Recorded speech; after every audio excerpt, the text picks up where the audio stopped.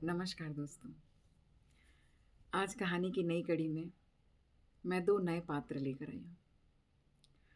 दोनों ही शांत हैं, दोनों ही गंभीर प्रवृत्ति के, पर दोनों की सोच अलग, फिर भी एक दूसरे से प्यार कर बैठते हैं। तो आज मैं बात करने वाली हूँ संजय और लीला की। लीला का पारिवारिक माहौल सही नहीं है। उसके माँ बाप के बीच तनाव है और वो उस तनाव को बरसों से झेलते आ रही है। लीला अक्सर सुकून की तलाश में पास वाले बगीचे में जाकर बैठती है। उसकी दोस्ती आस पड़ोस की लड़कियों के साथ नहीं, ढेरों किताबों के साथ है। या मैं एक लाइन में ये कहूँ कि लीला एक किताबी कीड़ा है जिसे किताबों से प्यार है। वो अपनी परेशानियाँ किसी को कहना नहीं चाहती, किसी से बांटना नहीं चाहती, इसलिए अपना सारा दर्द उन किताबों में निकालती है। ऐसे ही उसके घर में तनाव का माहौल बना हुआ था, तो वो अपनी किताबों को लेकर उस बागीचे में चली जाती है और कोने वाले बेंच में बैठकर वो किताबों से बातें करने लगती है, उनके पात्रों से बातें करने लगती है। किताब में चल रहे कहानियों से वो अपने जीवन की तुलना करती है, कभी किताबों को तो कभी वो आसमान की तरफ देखती है और वो सोचती है इस बात पर कि यहाँ जो सुकून और शांति है, काश वो उसके घर में भी होती। और वो अपनी किताबों में फिर खो जाती है। तभी संजय बागीचे में सुकून और शांति की तलाश में आता है। बागान में या बगीचे में ठंडी ठंडी हवा चल रही है। वो उन ठंडी हवाओं को अपने चेहरे पर, अपने शरीर पर महसूस करता है और उस बागीचे में टहलने लगता है। टहलते टहलते वो देखता है कि बेंच पर एक लड़की बैठी है और किताबों में घुसी हुई है।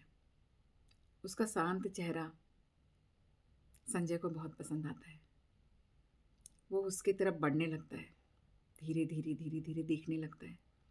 अचानक कुत्ता दौड़ के आता है और संजय हड़बड़ा जाता है और लीला के पास गिर पड़ता है। लीला उसे गिरते हुए देखकर हंसती है। संजय को गुस्सा आता है। वो लीला की तरफ देखता है और कहता है, इसमें हंसने की क्या बात है? इतने में लीला कहती है, इतने बड़े हो और देखकर नहीं चलते? कुत्ते से कोई डरता है? इस बात पर संजय बहुत ही आक्रामक हो जाता है और कहता है, क्यों नहीं डर लगेगा? क्या वो मेरे घर का पालतू कुत्ता है? ऐसे कुछ संवाद लीला और संजय के बीच चलते हैं। धीरे से उनके बीच का माहौल शांत होता है और लीला कहती है कि आइए, यहाँ बैठिए, थोड़ी देर शांत हो जाइए, उसके बाद चले जाइएगा।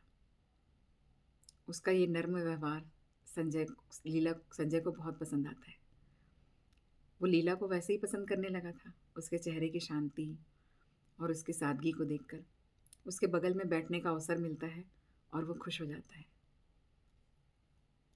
दोनों के बीच ऐसी नॉर्मली बातें होती हैं। आप क्या करते हैं, क्या नाम है, कहाँ से आए हैं, ऐसा वैसा। दोनों एक दूसरे को एक अलग ही निगाह से देखते हैं। दोनों ही इस बात को समझते हैं कि हम दोनों एक दूसरे को पसंद कर रहे हैं।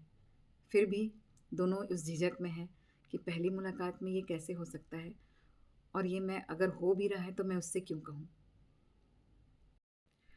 थोड़ी देर तक वो लोग बातें करते रहते हैं। उसके बाद अपने अपने घर चले जाते हैं। दूसरे दिन, क्योंकि लीला की तो आदत है बाग में जाकर बैठने की, संजय दूसरे दिन फिर बेताबी से वहाँ आता है कि वो वहाँ मुझे बैठे हुए मिलेगी कि नहीं। वो जैसे ही बाग में आता है, वो देखता है कि लीला वहीं बैठी है, फिर अपनी किताबों में गुम है। वो जाता है, उसके पास बैठता है, पर आज देखता है कि लीला कुछ उदास है। वो कहता है कि क्या हुआ लीला, अगर कोई परेशानी है और तुम मुझे अपना समझती हो तो मुझसे अपनी परेशानी बांट सकती हो। लीला की आंख से आंसू बहने लगते हैं। वो कहती है कि संजय, मैं जानती हूँ तुम मुझे समझने लगे हो और मेरी परेशानियों को समझ रहे हो। क्या कहूँ तुमसे मेरी पारिवारिक परेशानी के बारे में। मेरे घर पे कुछ समस्याएं हैं मेरे मम्मी और पापा या मेरे माता पिता के बीच में। एक तनाव का माहौल है जो बरसों से उनके बीच खड़ा है। उस तनाव को मैं बरसों से झेलते आ रही हूँ, पर अब ऐसा लगता है कि मुझसे और नहीं हो पाएगा। इतने में संजय कहता है कि लीला, तुम परेशान ना हो, मैं तुम्हारी हर परिस्थिति में, हर परेशानी में तुम्हारे साथ हूँ। लीला संजय को अपने और करीब महसूस करने लगती है। फिर दोनों अपने अपने घर के चले जाते हैं। अगले दिन मिलने का कोई वादा नहीं रहता, लेकिन लीला फिर उसी बाग में जाकर बैठती है और संजय फिर उस बाग में आता है उससे मिलने।